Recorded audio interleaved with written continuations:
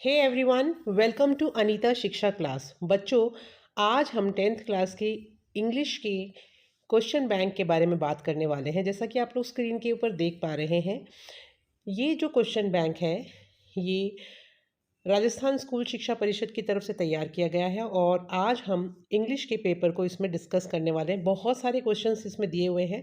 अगर आप इन क्वेश्चंस को तरीके से तैयारी कर लेंगे तो आप बहुत अच्छे नंबर स्कोर कर सकते हैं एग्ज़ाम में। और पूरा पैटर्न मैं आपको समझाने वाली हूँ कि किस तरह के क्वेश्चंस आएंगे। तो ये जो क्वेश्चन बैंक है पूरा जो आपकी पाठ्य पुस्तकें हैं उनके ऊपर आधारित है। तो चलिए देखते हैं कि सबसे पहले किस टाइप के आपके क्वेश्चंस एग्ज़ाम में आने वाले हैं, कौन कौन सी बुक में से, ग्रामर में से जो डिस्ट्रीब्यूशन है मार्क्स का वो किस तरह से किया गया है, कितने क्वेश्चंस आएंगे, कितने सेक्शंस होंगे। तो बच्चों देखिए, सबसे पहले आपका जो सेक्शन ए है, जो सेक्शन ए है उसमें अनसीन पैसेज 100 वर्ड्स का आएगा और उसमें आपके जो क्वेश्चंस आएंगे वो 6 नंबर के आएंगे, यानी 6 क्वेश्चंस होंगे, एक एक नंबर के, और 6 नंबर के प्रश्न आपको इसमें करने पड़ेंगे। सबसे पहले हम बात कर रहे हैं सेक्शन ए की। तो सेक्शन ए में दो ही चीज़ें इंपॉर्टेंट हैं, यानी क्वेश्चन नंबर 1 और क्वेश्चन नंबर 2। जो क्वेश्चन नंबर 1 है वो अनसीन पैसेज होगा 100 वर्ड्स का और 6 मार्क्स के उसमें से क्वेश्चंस आएंगे। उसके बाद में जो सेकंड आपका अनसीन पैसेज होगा उसमें से प्रश्न जो हैं वो आपके आएंगे 9 मार्क्स के।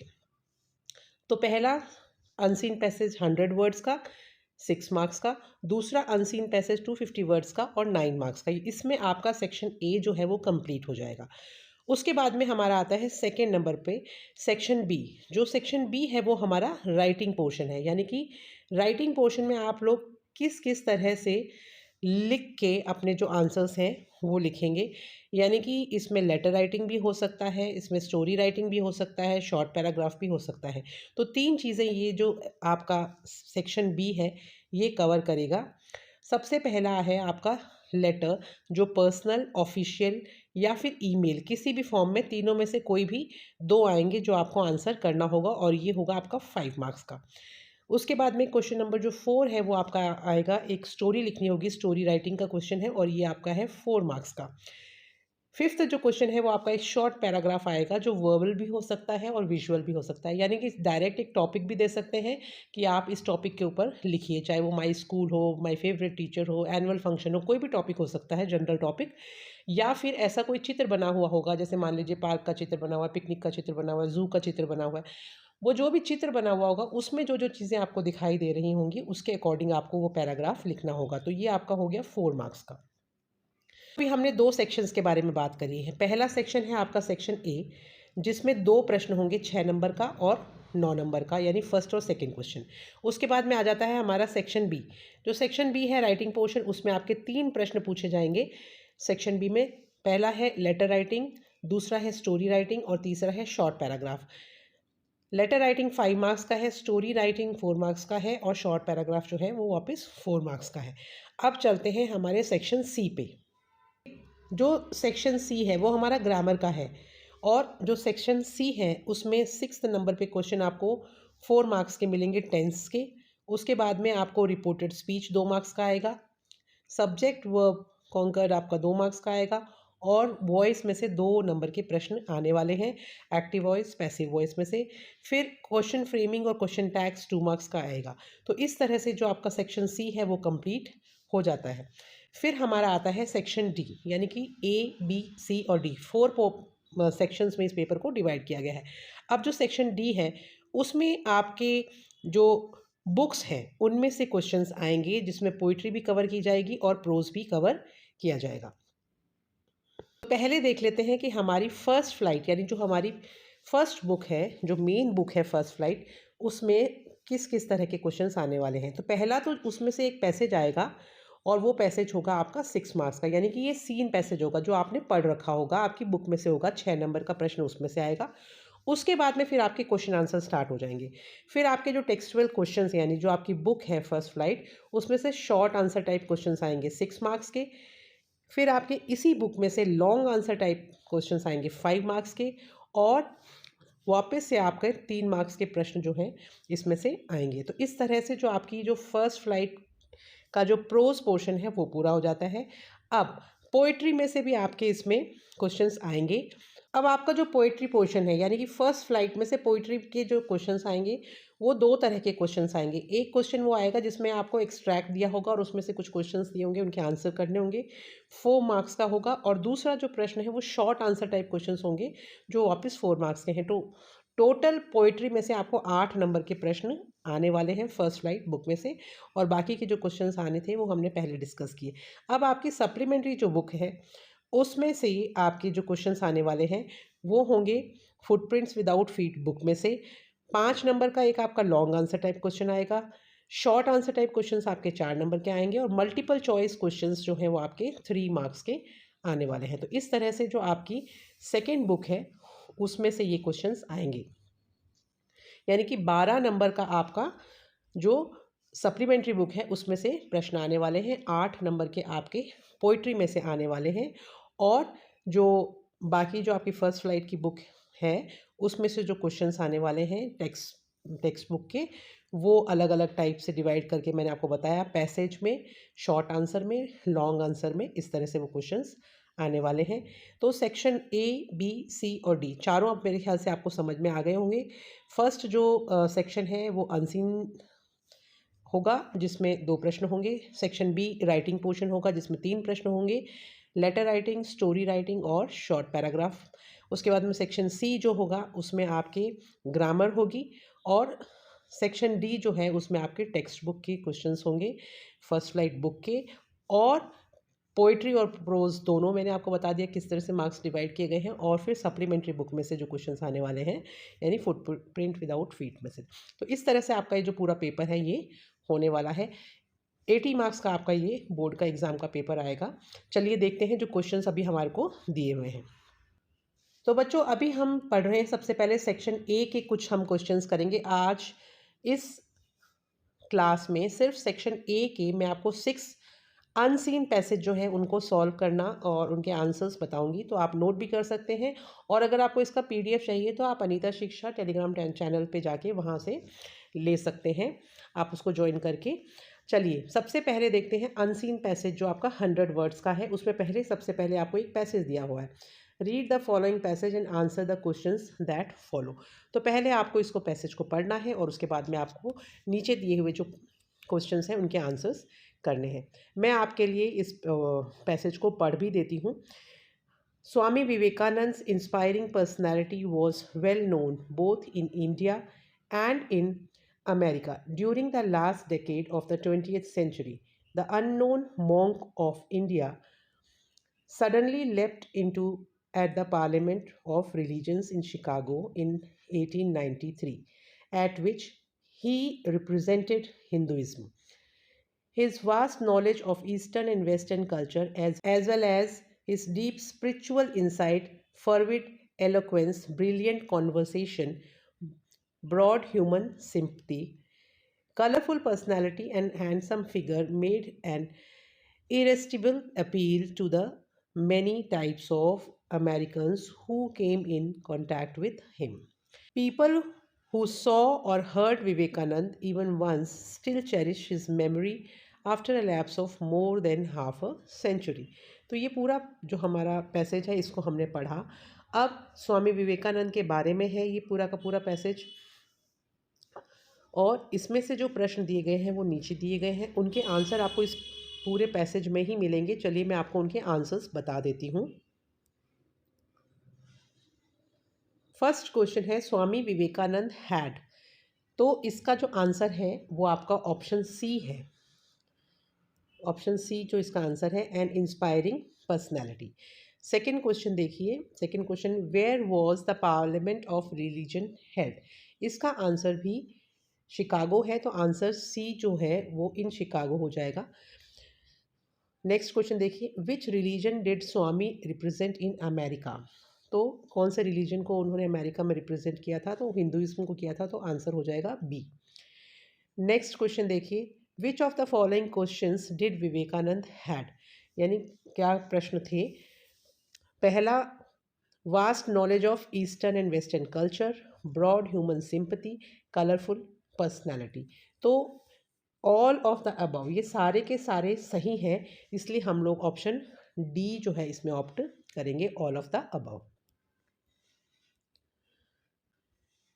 नेक्स्ट क्वेश्चन देखिए, choose the opposite word of ineptness from the below given options. यानी कि ये जो ऑप्शंस दिए हुए हैं इसमें इस वर्ड का विलोम शब्द यानी ऑपोजिट वर्ड ढूंढना है। तो इसका ऑपोजिट वर्ड होगा फर्विड। तो आंसर ए जो है वो इसका आंसर हो जाएगा। नेक्स्ट देखिए, choose the similar word of ardent from the below given options. अब आर्डेंट के जैसा सिमिलर वर्ड यानी जैसे कि हम पर्यायवाची कह सकते हैं एक तरह से, तो सिमिलर वर्ड हमें ढूंढना है आर्डेंट का। तो इसमें सिमिलर वर्ड जो है वो होगा फर्विड। तो इस तरह से ये हमने 6 प्रश्न किए क्वेश्चन नंबर 1 के। जैसा मैंने आपको अभी बताया था, सेक्शन ए में पहला प्रश्न जो होगा उसमें से 6 प्रश्न आएंगे। तो इस तरह के क्वेश्चन आएंगे। चलिए बच्चों, अब हम देखते हैं हमारा जो सेकंड नंबर है, सेकंड नंबर यानी कि दूसरे नंबर का प्रश्न।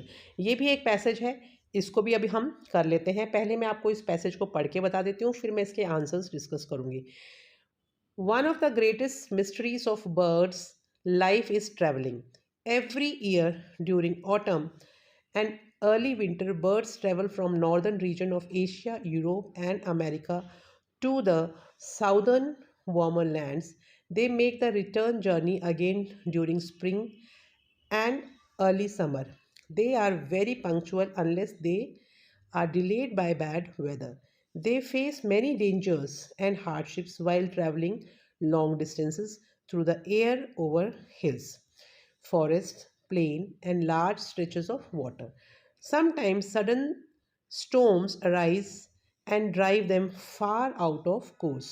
Often they are blown right out to sea and are drawn in the wild waves.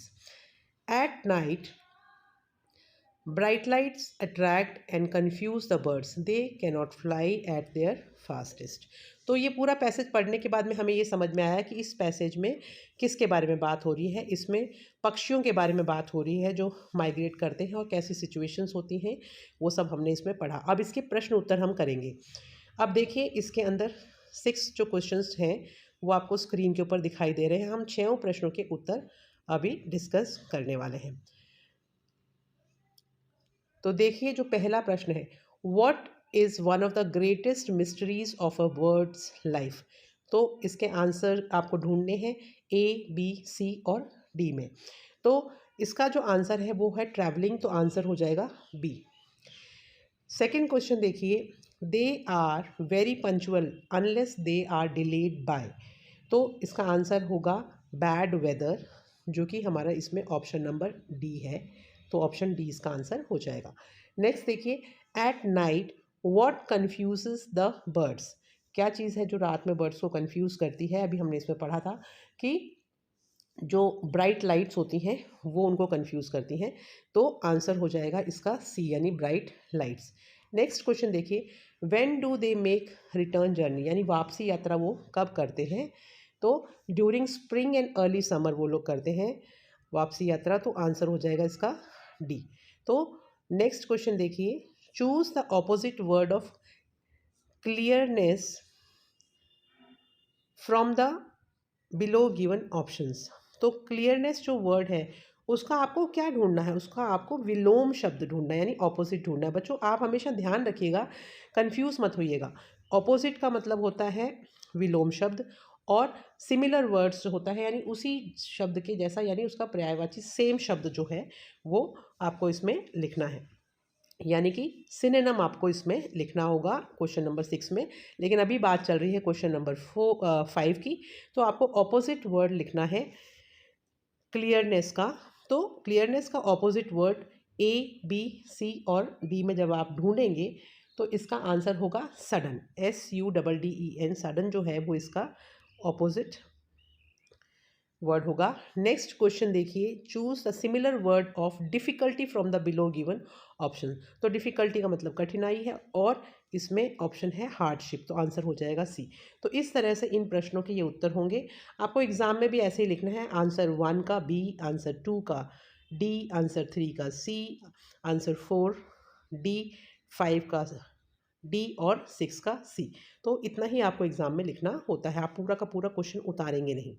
चलिए अब हम देख लेते हैं एक और पैसेज, जो थर्ड पैसेज इसमें दिया गया है। These days it is not unusual to see people listening to music or using their electric gadgets while crossing busy roads of traveling in public transports, regardless of risks involved. I have often wondered why they take such risks. It is because they want to exude a sense of independence, or is it that they want to tell the world to stop bothering them? Or is it that they just want to show how cool they are? Whether it is a workman or an executive, earphones have become an inseparable part of our lives, sometimes even leading to tragicomic situations. तो बच्चों, हमने ये पूरा passage पढ़ा और इसमें हमारे को पढ़ने से समझ में आया कि ये ईयरफोन्स के बारे में है कि आजकल जो यंग जनरेशन है वो ईयरफोन्स के बगैर कहीं चलते ही नहीं है, और इससे कई अलग अलग टाइप की सिचुएशंस भी उनको फेस करनी पड़ सकती हैं। तो जब हम इस पूरे पैसेज को पढ़ेंगे तो इसमें आप देखिए नीचे क्वेश्चंस दिए हुए हैं, इन प्रश्नों के उत्तर हमारे को इस पैसेज में से ढूंढ कर ही लिखने हैं। तो जैसे पहला जो प्रश्न आप देख पा रहे हैं स्क्रीन के ऊपर, what is not unusual to see these days, listening to music using electronic gadgets. तो दोनों ही इसके आंसर सही हैं, तो आंसर हो जाएगा सी, यानी both A and B. Next question देखिए, people are regardless of risk involve on busy road और ट्रैवलिंग ऑन पब्लिक ट्रांसपोर्ट। तो इसमें भी ये दोनों ही आंसर सही हैं, तो हम इसका ऑप्शन कर देंगे सी, यानी both A and B. Next question देखिए, in author's view why they take such risk. तो यानी कि इस तरह का खतरा वो क्यों लेते हैं ऑथर के अकॉर्डिंग। तो आपको यहाँ पे 4 ऑप्शंस हैं, इसमें से आप आंसर चूज करेंगे। To tell the world to stop bothering them, तो ये हमने पैसेज में से इसका आंसर ढूंढा है, तो आंसर हो गया इसका ए। नेक्स्ट क्वेश्चन देखिए, what have become inseparable part of our lives. तो क्या चीज़ है जो हमारी ज़िंदगी का एकदम, कहते हैं ना बिल्कुल, जिसको हम अपनी ज़िंदगी से बिल्कुल अलग ही नहीं कर सकते, वो क्या हिस्सा हो गया है। तो बच्चों, वो जो हिस्सा जो है वो हो गया है ईयरफोन्स, यानी हम उनको अपने कानों से अलग करना ही नहीं चाहते। तो ऑप्शन बी हो जाएगा इसका आंसर। उसके बाद में नेक्स्ट क्वेश्चन देखिए, अभी पहले मैं आपको ये जो 4 क्वेश्चन है इनके एक बार आंसर बता दूं, फिर मैं आपको आगे बताती हूँ। फर्स्ट का है सी, सेकंड का सी, थर्ड का ए एंड फोर्थ का बी। देखिए fifth question, choose the opposite word of hot from the below given options. A B C D 4 options दिए हुए हैं, इसमें से आपको सही जो आंसर है उसको चुनना है। तो फिफ्थ का आंसर हो जाएगा कूल, यानी कि आंसर सी इसका ऑप्शन का सही है। Choose a similar word of surprise. यहाँ पे देखिए वापस से सिनोनिम है, सिमिलर वर्ड ढूंढना है हमारे को सरप्राइज वर्ड का। तो सरप्राइज का मतलब वंडर्ड भी होता है, तो इसका आंसर हो जाएगा ए। तो इस तरह से ये जो हमारे आंसर्स हैं ये सारे के सारे 1 से लेके 6 तक जो प्रश्न थे उनके सबके आंसर्स मैंने आपको स्क्रीन पर दिखा दिए हैं, आप यहाँ से उनको नोट डाउन कर सकते हैं। चलिए अब हम करते हैं फोर्थ पैसेज को। आई होप यहाँ तक आपको समझ में आ गया होगा। अगर आपको कोई भी प्रश्न है तो आप उसको कमेंट सेक्शन में लिख सकते हैं, या कुछ और भी अगर आपको पढ़ना है जो इसमें आपको डिफ़िकल्टी हो तो आप ज़रूर लिखिएगा, ताकि मैं आपको उसके और वीडियोस भी एग्ज़ाम से पहले शेयर कर सकूं। लेते हैं फोर्थ पैसेज जो है, Florence Nightingale was the first women who was awarded the Order of Merit for her pioneering work in nursing profession. She was born on May 12th, 1820 in a rich family in Florence, Italy. It was unthinkable for a woman of a respectable family to go out for a job in those days. She offered herself to provide healing touch to the wounded soldiers in the Crimean War. She served them so well and with great love that she became a legend in the nursing profession. We remember her as an embodiment of love, sacrifice, and dedication for mankind. At the overcrowded Scutori Hospital, she was often found serving the wounded soldiers even in the midst of night by holding a lamp in her hand. तो बहुत बढ़िया paragraph है Florence Nightingale के बारे में, है कि किस तरह से उन्होंने अपनी सेवाएं दी और घायल सैनिक थे उनको, और अब इसमें से कुछ प्रश्न हैं जो हम करने वाले हैं। तो पहला जो प्रश्न जो आपको स्क्रीन के ऊपर दिखाई दे रहा है, फ्लोरेंस नाइटिंगेल वॉज अ, तो जैसा हमने पैसेज पढ़ा तो इसको पढ़ते ही हमें पता चल गया कि इसका आंसर होगा बी, क्योंकि वो एक नर्स थी। तो फर्स्ट का आंसर हो गया बी। नेक्स्ट देखते हैं, सेकंड क्वेश्चन देखते हैं। The order of merit is an award book officer engineer. इसमें से आपको सही आंसर चूज करना है, तो इसका आंसर होगा ए, अवार्ड। नेक्स्ट क्वेश्चन देखिए, वेयर वॉज नाइटिंगेल बॉर्न, यानी उनका जन्म कहाँ हुआ था। तो she was born in Italy, answer B. Next, in which profession did she become a legend, किस व्यवसाय में वो एक बहुत फेमस महिला बनी। तो इसका आंसर होगा नर्सिंग में, यानी आंसर ए। नेक्स्ट क्वेश्चन देखिए, right the opposite word of revoked. Revoked जो शब्द है उसका आपको विलोम शब्द लिखना है। तो रिवोक्ड जो वर्ड है उसका विलोम शब्द होगा अवॉर्डेड, तो आंसर हो जाएगा इसका सी। नेक्स्ट क्वेश्चन देखिए, right the similar word of icon from the below given options. तो आइकन जो है उस वर्ड के लिए सिमिलर वर्ड आपको ढूंढना है, तो आइकन का हो जाएगा लेजेंड। आपको एक्चुअली क्या होता है कि जो ये पैसेज दिया होता है इसमें से ही जो अप्रोप्रिएट वर्ड होता है वो आपको ढूंढना होता है। तो इस तरह से हमने इनके आंसर्स ढूंढे हैं। तो जो फर्स्ट क्वेश्चन था उसका आंसर था नर्स, यानी बी। सेकंड का है अवार्ड, यानी ए। थर्ड का है इटली, बी। और फोर्थ का है नर्सिंग, ए। फिफ्थ का है अवॉर्डेड, सी। और सिक्स का है लेजेंड, यानी कि बी। अब देखते हैं एक और question.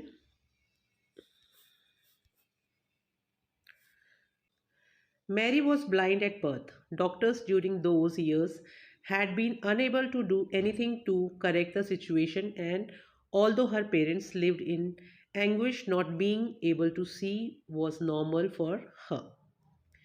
After years of training to live in dark world, Mary got a job and moved into her own flat. Several years later, the doctors she occasionally visited for checkups told her that a new technique had been found. This technique could restore her sight. One would think that Mary would have jumped at the possibility to see, but actually, she was not at all happy about this situation. She had never seen anything before. She had established a life for herself in a world without sight, and the thought of changing this lifestyle was frightening. She was more frightened of seeing than of not. तो ये पूरा passage पढ़ने के बाद में हमें पता चला कि मैरी जो है वो जन्म से ही देख नहीं सकती थी, और उसके बाद में उसने अपनी लाइफ में कुछ सफलताएं हासिल करी, और उसके बाद में वो कुछ जॉब भी करने लग गई। लेकिन उसके बाद में जो उसके रेगुलर डॉक्टर थे उन्होंने उसको बताया कि कुछ ऐसी टेक्निक्स आ गई जिनसे वो देख सकती है। लेकिन ये सूचना सुनने के बाद में जनरली लोग खुश हो जाते हैं कि चलो अब मैं देख पाऊंगा, लेकिन वो दुखी थी क्योंकि उसने कभी कोई चीज़ देखी ही नहीं थी। तो वो इस चीज़ सिचुएशन से हैंडल नहीं कर पा रही थी कि कैसे होगा, यानी देखना भी उसके लिए एक डिफ़िकल्टी उसको लग रहा था। तो चलिए देखते हैं इसके क्वेश्चन आंसर्स। पहला क्वेश्चन है, one who cannot see is called. ऐसा व्यक्ति जो देख नहीं सकता उसको हम क्या कहते हैं, उसको हम कहते हैं ब्लाइंड। इसका ऑप्शन जो है वो डी आंसर होगा। Next, being stable to see was something Mary was not happy with, तो इसका ऑप्शन ए जो है वो आंसर हो जाएगा। नेक्स्ट क्वेश्चन देखिए, according to the passage Mary's inability to see was. अब जो चार ऑप्शंस हैं इनमें से आपको सही ऑप्शन चूज करना है, तो इसका आंसर हो जाएगा प्रेजेंट फ्रॉम अ बर्थ, यानी बचपन से ही वो नहीं देख सकती थी।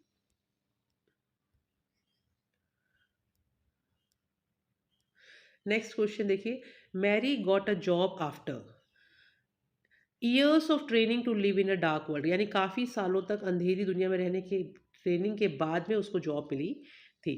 Next, find out the word from the passage which is similar to pain. Pain मतलब होता है दर्द, तो इसी के जैसा सेम वर्ड आपको इसमें से ढूंढना है, तो इसका आंसर हो जाएगा एंग्विश, यानी D. Next, find out the word from the passage which is opposite to abnormal. तो एबनॉर्मल का ऑपोजिट वर्ड होता है नॉर्मल, तो आंसर हो जाएगा इसका नॉर्मल। तो इस तरह से हमें इन क्वेश्चंस को करना है। और दोबारा से एक बार मैं रिपीट कर देती हूँ, फर्स्ट का है डी, यानी ब्लाइंड, सेकंड का है A, something Mary was not happy with, third का है C, present from her birth, and fourth का है B, years of training to live in a dark world, 5 का है डी, एंग्विश, एंड 6 का है बी यानी नॉर्मल। हमारा लास्ट पैसेज है, इसको भी हम आज ही कंप्लीट कर लेते हैं। पढ़ देती हूँ पहले मैं पैसेज को, उसके बाद में हम इसके क्वेश्चंस करेंगे। You must have heard the name of Red Cross. The Red Cross Society is an international organization. Its aim is very noble. It helps the mankind suffering from disasters like earthquake, flood, and famine. It helps the sick and the wounded during wars. It helps without any consideration of nationality, creed, or color. Sir Henry Donant founded the Red Cross Society in 1863 in Switzerland. In 1920, the Indian Red Cross Society was formed to include the spirit of Red Cross in students. Junior Red Cross was started. Students under 16 can enroll in Junior Red Cross JRC. The motto of JRC is I serve. Its main objective are health, service, and friendship. The teacher in charge of JRC is called the counselor. The students, as members of Junior Red Cross, work under the guidance of their counselor in the service of human beings who need care and support. तो जब हमने पूरा passage पढ़ा तो हमें ये समझ में आया कि ये JRC जूनियर रेड क्रॉस के बारे में है, और रेड क्रॉस सोसाइटी जो है उसके बारे में है, फिर काउंसलर क्या होता है और कब इसकी स्थापना हुई, ये सब हमने इसमें पढ़ा। अब इसके क्वेश्चंस हम करेंगे। तो जैसा कि स्क्रीन पे आप लोग देख पा रहे हैं, पहला जो इसका प्रश्न है, red cross society is an organisation. तो आपको अब इसके आंसर ढूंढना है, तो कैसी ऑर्गेनाइजेशन है वो, national, local, international, state organisation. तो ये एक इंटरनेशनल ऑर्गेनाइजेशन है, हमने पैसेज में इसके बारे में पढ़ा। तो आंसर हो जाएगा C. Who founded the red cross society? Red cross society जो थी वो किसने उसको पता लगाया था? Who founded red cross society? तो इसका आंसर हो जाएगा C, sir Henry Dunant. Next देखिए, when did red cross society found, यानी रेड क्रॉस सोसाइटी जो है वो कब उसका पता लगाया गया था? तो 1863 में पता लगाया गया था, तो हमारा आंसर हो जाएगा 1863। तो फर्स्ट का आंसर सी, सेकंड का सी और थर्ड का बी। नेक्स्ट देखिए, the teacher in charge of JRC is known as, उसको क्या कहते हैं? टीचर इन चार्ज को हम कहते हैं काउंसलर। तो आंसर हो गया इसका सी।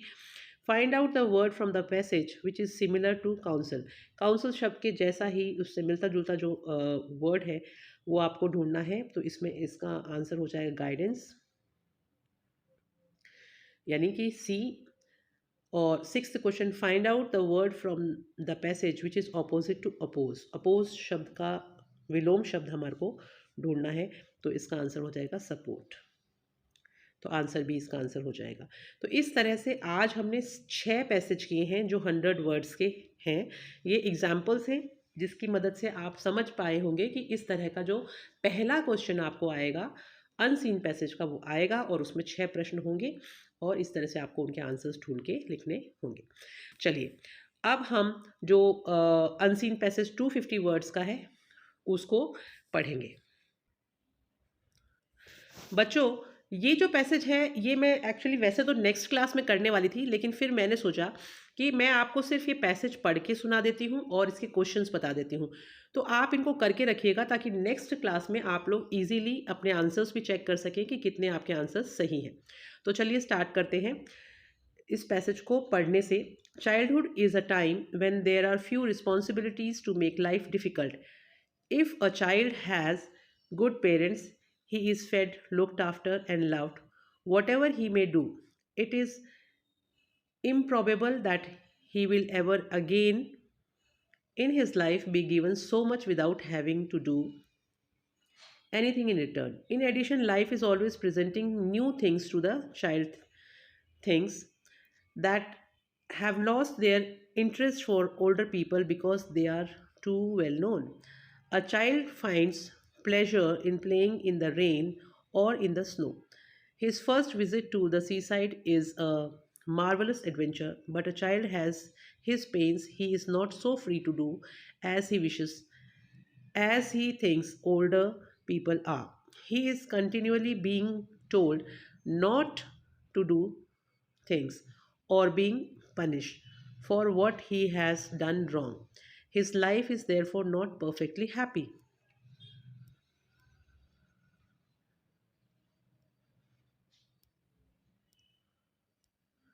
Why the young man starts to earn his own living, he becomes free from the discipline of school and parents, but at the same time, he is forced to accept responsibilities. He can no longer expect others to pay for his food, his clothes, and his room, but has to work if he wants to live comfortably. If he spends most of his time playing about in the way that he used to as a child, he will go hungry. If he breaks the laws of society as he used to break the laws of his parents, he may go to prison. If, however, he work hard, keeps out of troubles and has good health, he can have the great happiness of seeing himself make steady progress in his job and of building up for himself his own position in society. Old age has always been thought of as the worst age to be, but it is not necessary for the old to be happy. With old age should come wisdom and the ability to help others with advice wisely. तो बच्चों ये पूरा passage हमने पढ़ा. अब इस passage के अंदर से जो क्वेश्चंस दिए हुए हैं वो आपको मैं दिखा देती हूँ. तो इसमें 9 क्वेश्चंस हैं. सिर्फ क्वेश्चंस को मैं पढ़ने वाली हूँ अभी. What will be marvellous adventure for a child? When does a young man become free from the discipline of school and parents? What ability does come with old age? What does happen if a child has good parents? What pain a child has? What will happen when a youth breaks the law of society? In what does a child find pleasure? Write the opposite word of absurdity from the passage and write the similar word of awesome from the passage. तो ये 9 question हैं, इनके answers आप लोग लिखिएगा. आप चाहें तो कमेंट सेक्शन में भी आंसर्स लिख सकते हैं और बाद में उनको मिलान भी कर सकते हैं कि आपने कितने क्वेश्चंस जो हैं वो सही किए हैं. तो आई होप बच्चों अब आपको ये जो पैसेज आएंगे वो समझ में आ गए होंगे, क्योंकि एक तो पूरा हम कर चुके हैं फर्स्ट क्वेश्चन और सेकंड क्वेश्चन का एक पैसेज मैंने आपको अभी पढ़ के सुनाया और क्वेश्चंस भी बताया कि इस तरह के क्वेश्चंस आएंगे जिनके आंसर्स आपको ढूंढ के लिखने होंगे. तो चलिए कल की क्लास में मिलते हैं और इस पैसेज से हम वापस स्टार्ट करेंगे इसके आंसर्स से और फिर हम आगे और भी 4 पैसेजेस करेंगे. Thank you, have a nice day. और अगर आपको क्लास अच्छी लगे तो अनीता शिक्षा यूट्यूब चैनल को सब्सक्राइब कर लें और अपने ज़्यादा से ज़्यादा फ्रेंड्स के साथ शेयर करें ताकि वो भी अच्छे मार्क्स एग्जाम में स्कोर कर सकें. Bye bye.